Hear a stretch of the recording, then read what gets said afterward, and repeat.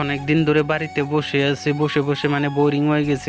আজকে ভাবছি যে শুটিং এ যাইবো। চলেন বন্ধুরা ভিডিওটা শুরু করা যাক। আসসালামু আলাইকুম প্রিয় বন্ধুরা, আজকে বাইরে হলাম, আমরা যাব শুটিং এ কোন জায়গায় যাব বিস্তারিত আলোচনা ভিডিওর মাধ্যমে তুলে ধরবো। এখন আমি আইসা উপস্থিত হয়েছি, এদিকে বাবুর আলী সলেমান ওরাও এসে উপস্থিত হয়েছে। আমরা বস্তুগুলো ভালো করে প্যাকিং করতেছি। আজকে বস্তু পাইনি আমরা অনেকটা নিচ্ছি। বর্তমানে যে ঠান্ডা সিজনের জন্য মানে কম্বল টম্বল এমনি হাফজাব বস্তু মানে বহুত কিছু নেওয়া হয়েছে, ঠান্ডার বস্তু নেওয়া হয়েছে। তার জন্য আঙ্গুর টোপলা টুপলিটা তার জন্য বেশি বড় হয়ে গেছে, তাই ওকে কিছু করার তো আর নাই। এখন টোপলা টুপলি নেওয়ার মতো সুবিধা আর কিছু নাই, কারণ বাইকের মধ্যে আঙ্গুর সব কিছু সুবিধা। বাইক দিয়ে আমরা যাব, একটু কষ্ট হলো মানে বাইক দিয়ে যাব। ফাইনালি আমরা রোডের মধ্যে উঠে পড়লাম। রোডের মধ্যে উঠতে উঠতে আমরা এসে গেলাম অনেক দূর। বর্তমান আমার চেহারাটা একটু দেখেন, আপনারা দেখেন, চশমা টশমা পুরো লাগাই নিছি। এদিকে দেখেন দুধনই এসে পেলাম। দুধনই মানে ব্রিজের কাম চলে আসে, আবার ব্রিজের কাজ। বর্তমান কিন্তু রাস্তার অবস্থা খুব একটা খারাপ। আপনারা ভাবতেছেন রাস্তার অবস্থা খারাপ মানে এটা কোন রাস্তা? তো এটা হইলো গুয়াহাটির রোড। কৃষ্ণের থেকে আমরা গুয়াহাটির দিকে রওনা দিচ্ছি। তো এইদিকে দেখেন অল্প ভালো রাস্তা পেয়ে গেলাম গা, দুধনে পায়ের হয়েরা। আর ওইদিকে তো মানে খুব একটা খারাপ রোড, মানে কি বর্তমান রোডের অবস্থা খুবই খারাপ। আপনারা তো জানেনই, গুয়াহাটি যদি যায় থাকেন বর্তমান রোডের অবস্থা কিরকম আপনারা তো ভালো করে জানেন। তো এইদিকে কিন্তু আমরা একজন লোক পাইছি। লোক একটা পাওয়ার পরে, এটা হলো দুধধরা, কিন্তু দুধধরাতে একটা লোক পাইছি। তাকে একটু সাফ সেকেন্ড একটু পরিষ্কার আমরা করে দিয়ে আমরা এখন হয়তো চলে যাওয়ার মতো সময় হয়ে গিয়েছে। ওনাকে সাফ সেকেন্ড করে দিয়েছি, দেখেন উনি গেতেছে। আমরা বস্তু বাহিনীগুলো ঠিক করতেছি। আমরা ভাবছি যে এখন আমরা চলে যাব, কারণ অনেকটা দেরি হয়ে গেল। ইনাকে পরিষ্কার করে দিয়ে আমরা রাস্তার দিকে রওনা দিলাম, কারণ গুয়াহাটির রাস্তা যেহেতু বর্তমান খুবই খারাপ, অনেকটা টাইম লাগে। আগে যদি লাগছে যে 2 ঘন্টা বা 3 ঘন্টা, এখন লাগে 4 ঘন্টার থেকে 5 ঘন্টা, বুঝছেন। বর্তমান তো রাস্তার অবস্থা খুবই খারাপ।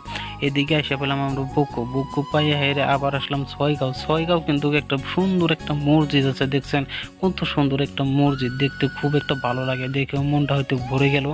বর্তমান আমরা এদিকে ছয়গাঁও পার হওয়ার অবস্থায়, কিন্তু এদিকে কিন্তু বর্তমান কিসের বা একটা মেলা চলছে জানি না, এখানে কিসের বা প্রোগ্রাম হবো। আমরা বর্তমানে একটু রেস্ট নিতেছি, রেস্ট নিয়ে এরা ভাবছি যে আমরা আবার চলে যাব, কারণ আমরা যে গুয়াহাটি যাচ্ছি ওটা ঠিক আছে, কিন্তু আমাদের যে গুয়াহাটি আছে সেই গুয়াহাটিটা মানে পুড়ে যাইতো। তার জন্য একটু আমরা রেস্ট নিচ্ছি, রেস্ট নিয়ে আমরা আবার রওনা দিলাম। আমরা বর্তমানে এসে পেলাম আজরা ফ্লাইওভার ব্রিজের উপরে আছে। এইদিকে দিয়ে আপনারা কিন্তু চাইলে এয়ারপোর্টে যাইতে পারবেন, এই দিকটা দেখাই দিচ্ছি। আমরা যেহেতু ওইদিকে যাব না, আমরা যাব গুয়াহাটির দিকে। তে আমরা সোজা রওনা দিলাম। আমরা রওনা দিয়ে বর্তমান এসে পেলাম বড়াই জালুকবাড়ি। এইদিকে কিন্তু খুব একটা মানে সুন্দর যে একটা বিল্ডিং উঠেছে, তাই ওটা জানি না কিসের জন্য উঠাইছে, কিন্তু এইদিকে বর্তমান আমরা হোটেল পাইলাম।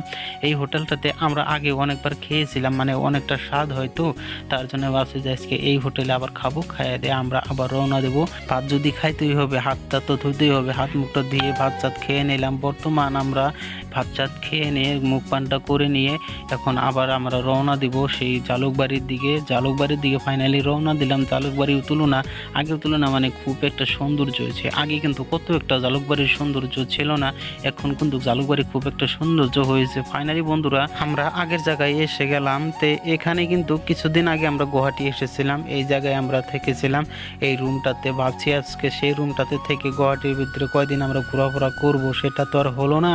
তো এখন আমরা এসে গেলাম ফাইনালি লোকরা এসে আমরা আর একটা হোটেলে রুম নিয়ে নিলাম, কারণ ওখানে যে আমরা আগে ছিলাম ওই রুমটা হয়তো বুকিং হয়ে গেছে। বুকিং হয়ে যাওয়ার পিছে এখন আমরা ভাবছি যে ওখানে আর থাকবো না।